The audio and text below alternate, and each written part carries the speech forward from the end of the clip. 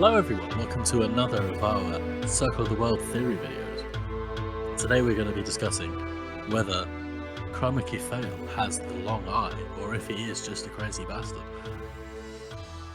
So there's a couple of things that support this, guys. I think we've talked about this before.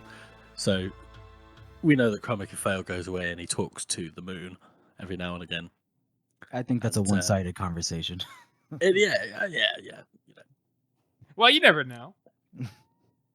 But I think that's quite interesting, like he's got the long eye, but he doesn't know that he has the long eye. Well, he's And just it's not sort of educated on it. Exactly.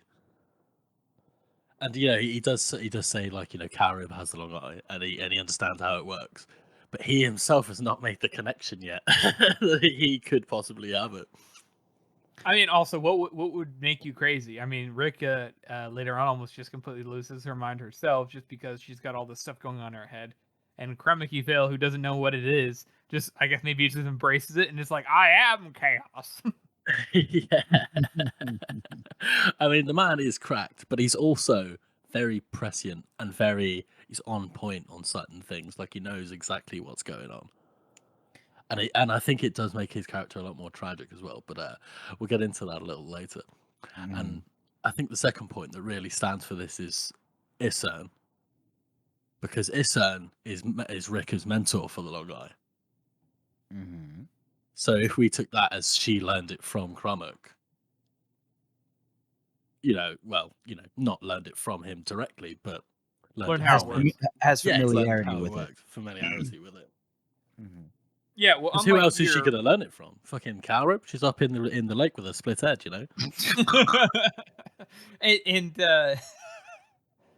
and to your point, George, unlike the previous theory video where you sounded like Crummock-i-phail, now this actually has some validity. Like you said, like the moon, right?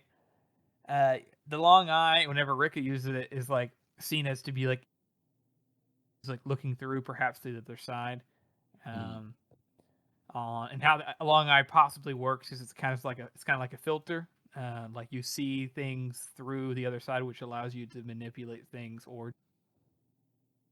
and Crummock-i-phail also knows... Not just a filter you'd have on your phone. Right. Not a Snapchat filter? More like a screen, like a permeable screen. Oh, okay. Yeah. And Crummock is able to know that he's like so certain. He's like, Bethard is gonna follow us in the high places, and then we'll win. But we have to have Logan there. Oh yeah, and also finish the fear. It's not a big deal. Why are you worried about it? Like he is so certain of those things happening. And he's completely right. Like he's never wrong once. Yeah. Even though everybody has their doubts when they reach the so-called fortress in the high places, and it's just yeah, who wouldn't? Some rocks. Crummock's just like, nah, don't worry about it. I've seen it. The moon told me. The moon told me. Dow's like, this is a garden wall. What the fuck? Yeah. I mean, think about it. Unlike Rika and Carib, who have obviously tempered their long eyes, whether Rika or not has it or not, has been using runes and metals and magic to basically keep it at bay or be able to utilize it more effectively. Crummock doesn't have anything. He's just getting the full-on future, past, present, who knows what the fuck, all at once, all the time. I'd be fucking crazy too. And it kind of makes sense that he can't remember his daughter's name as well. He's already got too much to think about. Okay. No, he's also an asshole. I mean, yeah, he is an asshole as well. Yeah, he's an asshole. I mean, his son got folded in half like a lawn chair by the Bloody Nine, and he's like, well, it's how you weed out the chaff or whatever. It it makes you wonder, did he know it was going to happen and just accept it?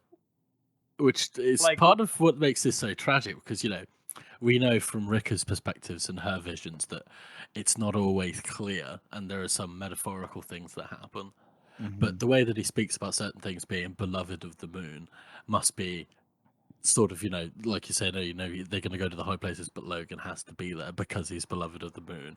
He can see that Logan is the important part of this equation, and no matter what he does, you got to just kind of go along with it. So that even when he does kill his son, he's just like, no, I've got to keep going. Yeah, because he's already dedicated. Because in his mind, if what he's seeing through the long eye is, the moon, it's kind of like his god in a way. He knows things. The moon tells him.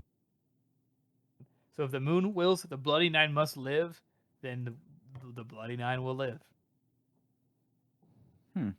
Jeff? Well, on one hand, he's just a crazy bastard, right? Yeah. I mean, because the thing is, Definitely possible. Because here's where it kind of like I think there's some credence to the whole long eye is that he finds the Dogman's crew and the Union because they're not in the high places when they're conducting the war against Bethod, right? Like Crummock has to come down and find them, and if you're up in the high places, you're some crazy hillman and you're always giving Bethod a run for his money, or at least he can't like locate you. But you're not really getting the news of the world. Like boy isn't saying there's a paper for you, 5 cents, whatever. So Crummock would have to, I guess, maybe have the long eye to like pinpoint their location in order to find them to tell them the plan. But at the same time, it does seem like he's just banking on what he knows about Bethod. Like, oh, Bethod's gonna chase us, especially if he knows the Bloody Nine's running around. Like anyone could see that about Bethod. Like he can't have this fucker.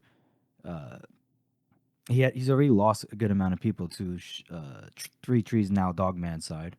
I mean, that is a good point. I mean, this is sort of like a typical story thing. These people, just happen to find each other in the middle of the woods, but that could actually be a real story reason why he does find them in the middle of the woods. Well, yeah, and he finds them specifically. Like he knows who he's looking for. Like he's like, oh, there it is. There's the Dogman. He's like, oh, there you are, just right where the moon told me. And I find it a funny thought. Can you imagine him sitting up there with all his wives? And for those who don't know, Crummock-i-phail is Mormon. He is. He's up there with all his wives, and he's fucking stands. And he's like, guys, I know what we have to do to be Bethod. The moon told me we had to find the Bloody Nine. Everyone would be like, well, what the fuck?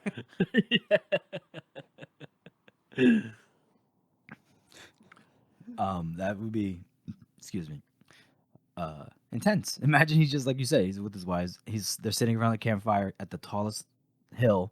He just stares at the moon in silence for a little bit, and then he just starts busting out this story about how he's got to go find this crazy bastard. This other crazy bastard, this bloodthirsty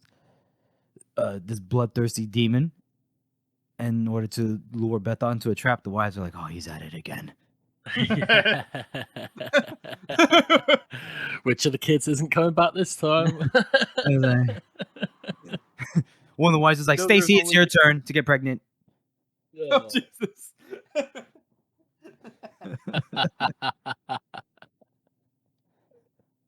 You know what's sad too is they probably come back from it, and if he does have a long eye, right? They'd probably come back from that journey, and they'd be like, imagine him coming back, and if he does have a long eye, one of his wives are like, "Where's my son?" And he's like, "What? Which one?" and then they're like, "What?" And he's like, "Oh wait, no, you're right. I haven't had that one yet." Which one? I could totally see that conversation happening here, slapping him, and he'd be like, "Ah, you are beloved by the moon. I've always said it. That's why I fuck you."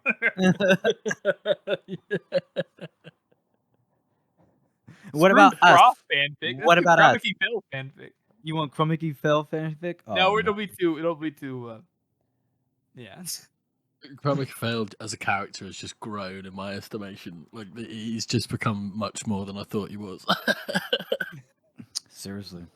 So what do you guys think? How much credence does this hold? How believable is this one? Yeah, let's poke some holes, Jeff.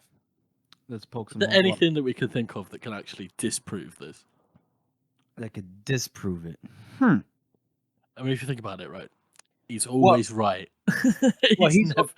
Yeah, but he's. Don't forget, like at the end when he gives Logan that nice little hug, and he's like, "Don't ever come back up to the high places." Even he says himself, like Logan is too beloved of the moon for his taste. Like, as in, like even he didn't expect Logan to be, as Logan as possible. So he doesn't obviously. I know, like with Ricky, that the long eye, you don't see everything, but there does seem to be some element of surprise. Again, he could have just found them. He could have just been like, maybe I'm just gonna harass Bethod's line as a supply. That's probably why he was down in the hills, and then maybe heard through the grapevine that Dogman's crew's there. Because if you think about it, how did Shivers know that there was Red 3 trees and Dogman? That's true. That is a good point. This is the second meeting in the woods that's happened, clearly of no particular agency. I will say that. And Shivers doesn't have the long eye. I mean, he has some kind of eye, but not a long eye. Yeah, well, we also do have to think about that the north is covered in forests, so the wilderness, you're probably in a forest. Wait, so what? You're probably in a forest no matter where you are in the north most of the time. Right. So I guess the only other argument too against it would be that Crummock-i-phail, if he knew that his son was gonna die, why did he let it happen? Like you said, he seems surprised, but maybe he is like, oh, I could have done something about it, but I didn't because I thought it was gonna turn out differently. So that's why. Oh, Bloody Nine, it's not really your fault. This is just the way you are. You're a psychopath. He's like, but me, I didn't do anything, though. That's actually my fault. But don't ever come near my family again. I don't know. That is interesting. He does end up taking responsibility for it, and maybe that's it. He just decides that the long eye just ain't worth it. He's just going to go home and chill now. Yeah, but I really do like this theory. I think it's one of those things that Joe would write into the background as sort of a subtle sort of puzzle for us to figure out.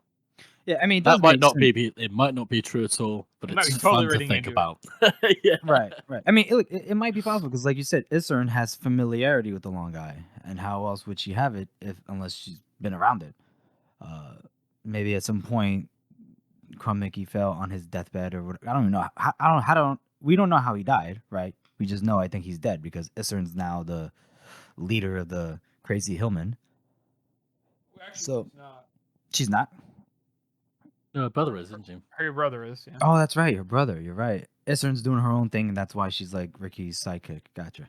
It would be a funny conversation. Crummock-i-phail's on his deathbed, and he's like, I was so beloved by the moon. And Isern-i-phail's next to him, like, oh my god. And he's like, one time, I thought I had the long eye. Or something so obvious. And she's like, "Has that been it the whole time? Has it been the fucking long eye? You have the long eye." And he's like, "No, I'm just beloved by the moon." And she's like, "You fucking cunt!" You thought you. And he was like, "It is special. I'm beloved by the," and he dies. He died doing what he loves. Talking about the moon. Oh. Anyway, so now I want to see a lot more Crummock-i-phail all of a sudden. Yeah, now you want to see more of him? Crummock-i-phail AI art. See what that will, what kind of monstrosity that will pump out. Oh boy, that's gonna be scary. That's gonna be nightmare fuel. I just know it. Which you, the listeners, can come and see on our new website, which is the circleoftheworld.com. Mm-hmm. I keep saying there is no the. It's just circleoftheworld.com. It's just circleoftheworld.com. We do post a little bit of our AI art on Instagram and Twitter, but we were trying to keep that limited because we don't want to turn into just an AI art page. Mm-hmm. But everything that we make from now on is going to end up on the AI section of our website. So just go and have a look there. Yeah, and if you guys are interested in more lore video ideas, whether it be the lore itself in character, or whether that be our other theory videos, or our what ifs, or even our tier list videos, you can just go over to our YouTube page at Circle of the World Podcast. Let us know what you think, guys. Does Crummock-i-phail really have the long eye, or is he just a mad bastard? You can let us know wherever. Twitter, Instagram, Reddit, and we've actually got a website now as well. So let us know. And thanks for listening. We'll see you next time. Give us your feedback.